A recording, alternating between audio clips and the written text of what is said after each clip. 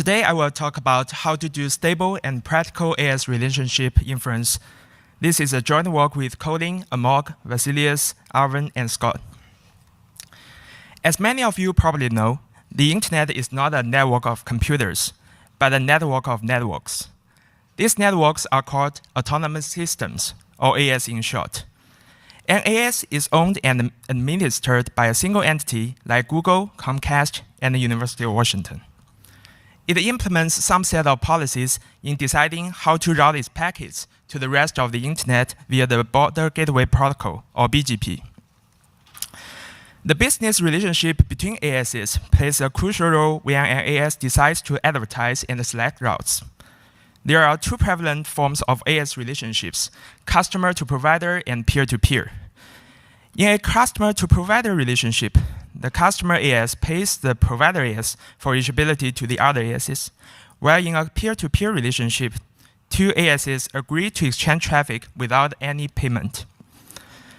The AS in relationships are hard for us to know because most ASes don't want to share their peering contracts, so they often keep their business relationships confidential. So if we want to know the AS relationships, we have to infer them in some way. AS relationship inferences are used in a wide range of application domains, such as understanding internet evolution, identifying malicious ASes, and detecting network congestion. It's actually a research problem which has been studied for almost 2 decades, starting with the seminal work by Gao in 2001. And the state-of-the-art inference algorithm, which is called AS-rank, achieves 99% accuracy, which translates to only 1% error rate on an extensive validation dataset. This seems near perfect, but we are asking such a question. How does AS-rank perform for actual applications? Let's take route leak detection as a concrete example. Route leaks are a class of common routing incidents which can cause large internet service disruptions. They are caused by violations of the policies among the ASes involved. For instance, Google's peer PCCW used to send traffic directly to Google to reach its prefixes. In the orange boxes, we show the AS path to reach one of Google's prefixes. On November 5th, 2012, another Google's peer, Morato, advertised its AS path to its provider, PCCW. PCCW then selected this route as the preferred one destined to Google, because by forwarding traffic through its customer, it can generate revenue. As Morato could not handle such large traffic volumes, Google's services could not be accessible in parts of Asia for half an hour. If PCCW knows it's a route leak, it can avoid selecting this route. So how can we detect such route leaks? Morato violated a widely adopted rule called value-free assumption. The value-free assumption says that a BGP path should consist of 0 or more provider-to-customer links, followed by 0 or 1 peer-to-peer link, followed by 0 or more provider-to-customer links. You can think of a customer-to-provider link as an uphill, peer-to-peer link as a cross, and the provider-to-customer link as a downhill. So the shape of a value-free path should be looking like going uphill, then going across at most one cross, then going downhill. We have 2 examples here. On the left, it satisfies value-free assumption. On the right, the path creates a valley because there is a cross after the downhill. The intuition of the value-free assumption is that no ASes should have the incentive to forward other one's traffic without being paid. So here, no one pays Morato. So Morato shouldn't have the incentive to carry traffic for its provider, PCCW. We adopted a conventional method for detecting route leaks by checking value-free violations in BGP paths. Here, we also want to introduce how we derived the AS relationship validation dataset as what AS-rank did. We use the AS relationships encoded using BGP community attribute. The BGP community attribute is an optional transitive BGP attribute used to attach metadata on BGP paths. Some ASes publicly document the meaning of some of their BGP community values. For example, CenturyLink uses this community value to tag routes received from its customers. In this way, we can construct a set of real AS relationships for validation purpose. With the validation dataset and the detection method for detecting route leaks, we can find real route leaks by checking value-free violations in BGP paths. We applied the inference results of AS rank to detect route leaks and found that the performance of AS rank on route leak detection is surprisingly bad. It has low precision and low recall. Only 20% of the route leaks detected using AS rank were real route leaks, and it missed around 78% of the real route leaks. Here's the outline of this talk. We have already explained that the state-of-the-art AS rank algorithm does not meet the demands of actual applications, with route leak detection as an example. We next develop a very simple algorithm called call to leave, which can achieve accuracy comparable to AS rank. This implies that most links in the validation dataset are actually very easy to infer. We then construct various subsets of the validation dataset that are hard to infer and use them as a benchmark for evaluation. We developed a probabilistic AS relationship inference algorithm called ProbLink, which is stable and practical. To study why AS rank achieved near-perfect accuracy on the validation dataset but performs poorly on the actual applications, we developed a very simple algorithm called call to leave. It only takes 3 steps, whereas the AS rank algorithm takes 11 steps. Call to leave starts by inferring a transit-free click. These are tier 1 ASes, which are sitting at the top of the internet hierarchy. For example, the 2 nodes AS3356 and AS209 are identified as tier 1 ASes in step 1. For each path that traverses a tier 1, we skip the links before and after the tier 1 AS and label all the preceding links as customer to provider links and all the succeeding links as provider to customer links. This is solely based on the value-free assumption. If the path were to contain a peer-to-peer link, it should be immediately before or after the tier 1 AS. But note that a link could be labeled more than once if it shows up in multiple paths, and it is possible that the resulting labels are inconsistent. For instance, C is inferred as this provider on path 1, but is inferred as this customer on path 2. We label this link as a conflict link if we encounter such an inconsistency. Then we label all the remaining unclassified links as peer-to-peer links. We evaluate this simple algorithm, call to leave and AS rank, against the validation dataset. Surprisingly, call to leave achieves high precision and high recall, which are comparable to the performance of AS rank, and only a very small fraction of links are labeled as conflict. Notice that there is a small increase in accuracy for AS rank that translates to a significant increase in application level accuracy. The reasons are that the violation dataset is actually biased, and the small errors can lead to significant loss in application level accuracy. This result has 2 implications. One is that most links in the validation dataset are easy to infer because the very simple algorithm like call to leave might be sufficient enough to infer most of the links correctly in the validation dataset. Second is that we have to make headway towards higher accuracy, and we do so by finding the hard links that current algorithms get wrong. The method we used to extract hard links is following.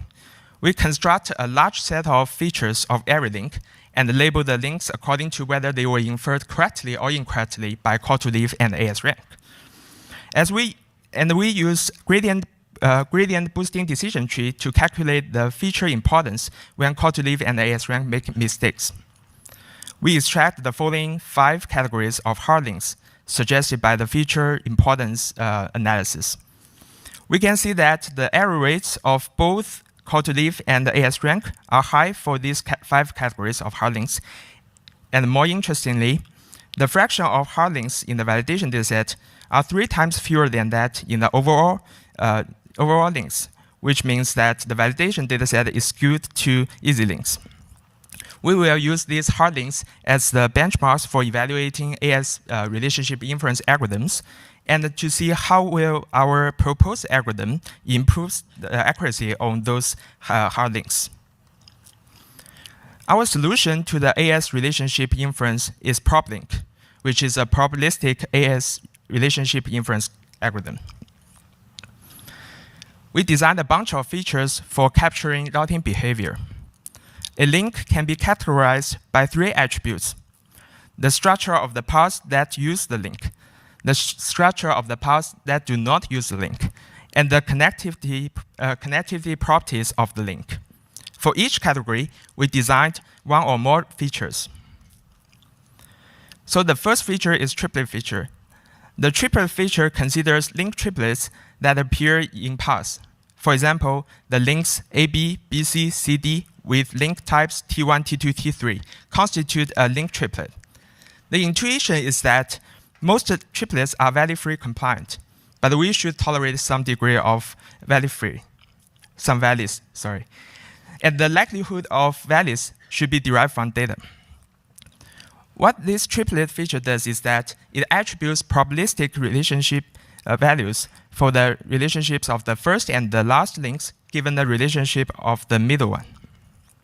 For instance, we would expect the probability of 3 back-to-back peer-to-peer links would be very small, but not necessarily 0. In addition to observed routes, unobserved routes also provide some information regarding AS relationships. The intuition behind the non-path feature is that if none of the peer-to-peer and provider-to-customer links coming into an AS are followed by a specific link, then this link is likely not a provider-to-customer link. For example, we can see a bunch of provider-to-customer links and peer-to-peer links coming into the node B. But we do not see the link BC following these provider-to-customer and peer-to-peer links in any of the BGP paths. Then the link BC is unlikely to be a provider-to-customer link. This is another probabilistic way of modeling the value-free assumption, but it considers the absence of a path as informative as opposed to the presence of a certain kind of path. So the last category of attributes we design is connectivity features. It consists of 3 separate features. The intuition behind the distance to click feature is that higher tier ASes are closer in terms of AS hops to the click ASes than the lower tier ASes, and peer-to-peer links are typically between the ASes in the same tier. The vantage point feature captures the point that provider-to-customer links are more likely to be seen by more vantage points. Some ASes are co-located in the same IXPs and peering facilities. We extract this information from PeeringDB and use it as a feature to model that the more ISPs or facilities 2 ASes are co-located in, the more likely that they are peering with each other. With all the features we designed, the ProbLink algorithm works as following. It first uses call-to-leave to come up with an initial labeling. Then it computes the conditional probability distribution of each feature based on current labels. For example, for the vantage point feature, we compute the probability of different numbers of vantage points observing a link given each link type. Then ProbLink predicts new label for each link using naive Bayes and the current conditional probability distributions of different features. This is an unsupervised approach that uses expectation maximization for parameter estimation in naive Bayes classifier. Because in step 2, we compute the feature distributions given current labels, and in step 3, we update each link's label based on which is mostly likely given the current feature distributions. We repeat step 2 and step 3 until convergence. That is, the percentage of the labels the percentage of the links that change their labels between each iteration drops below a certain small threshold. It also means that the conditional probability distributions of features also become stable. So how well does ProbLink perform? Compared to AS rank, ProbLink reduces the error rate for all links in the validation dataset over the past 6 years by 1.7 times on average. And it reduces the error rate ranging from 1.8 to 6.1 times for various categories of hard links. AS rank's accuracy is quite unstable and is sensitive to snapshot selection. When being applied to 30 consecutive one-day snapshots, it yields a wide error rate range, while ProbLink is consistently stable. Remember that we built a raw leak detection system by detecting value-free violations in BGP paths. We applied ProbLink, AS rank, and call to leave to such a raw leak detection system for 10 consecutive days. We can see that ProbLink achieves 81% precision and 76% recall on average, while AS rank and call to leave have really bad performance. We also demonstrate the practical significance of our improvements by evaluating ProbLink's impact on the other two applications. One is inferring complex relationships, and the other is predicting the impact of selective advertisements. But due to the time constraint, we only presented our improvements on raw leak detection. Please refer to the paper if you want more details. To conclude, we showed that high accuracy in validation dataset does not translate to high application level performance.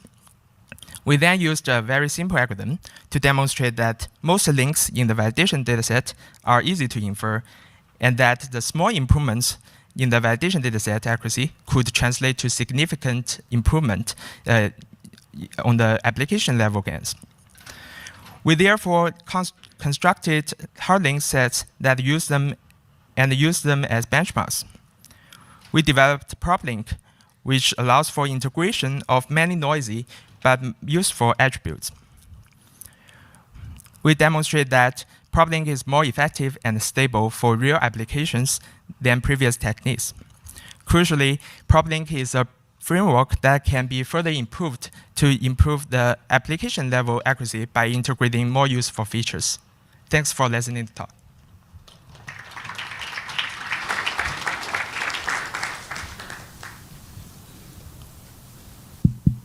Himanshu from Microsoft.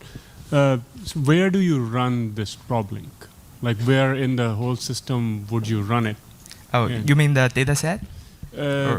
No, I mean, is it every AS? Is it run in every AS somewhere, or is it run somewhere global? And yeah, it's somewhere global. You can imagine that in that way, because the data set is from, if you know, is from raw views and RIPE. So there are more than 1,000 vantage points listening to the BGP feeds, and it collects BGP paths. So whoever runs this, what incentive do they have to run it? Sorry? I'm saying whoever is going to run this piece, what incentive do they have? What do they get in return to do this job? Oh, so if you are an AS, you can run that locally based on the BGP paths you received, and you can detect like raw leaks or something. But now we are just run that as a global way. Yeah. Hi, Shiva. Hi. Shiva from NYU. This is a good piece of work. You talked about conflict links. Basically, yeah. Did you also infer using your ProbLink algorithm the type of relationships for the conflict links, or did you eliminate them? So the conflict links inferred by call to leave, the very simple algorithm, is actually the simple, which means that the simple algorithm does not have the capability to infer the links correctly, because the conflict links, it should be falling into some kind of AS relationship that like peer-to-peer or provider to customer or customer to provider, but call to leave fails to infer them. But in ProbLink, we can directly infer any link to be in a specific category of AS relationship. Okay, so Quarterleaf and ProbLink are sort of comparable in that sense. Both of them are. Yeah. So the Quarterleaf is just a very simple algorithm, which we are trying to point out that a very simple algorithm can be sufficient enough for most of links, for inferring most of the links in the validation dataset. So it only takes 3 steps, but the AS rank algorithm takes 11 steps. So basically, we are trying to point out that most links are easy to infer, and we also use the conflict link and the unlabeled links in the Quarterleaf as a hard link dataset. Yeah. Thank you. Yeah. Thanks. Any more questions? Okay, I can ask you one. Yeah, sure. So one problem with using the absence of a link in the AS path is that you suddenly become sensitive to temporal variance. So like at you don't know at the point where you got the right view data that you were not in convergence. Yeah, exactly. So how do you deal with that problem? Yeah, so basically all the inference algorithms, they all run that based on like 1 day snapshot. So it's sufficiently long enough already. Okay, yeah. cool. Thanks. Thanks. Let's thank the speaker again.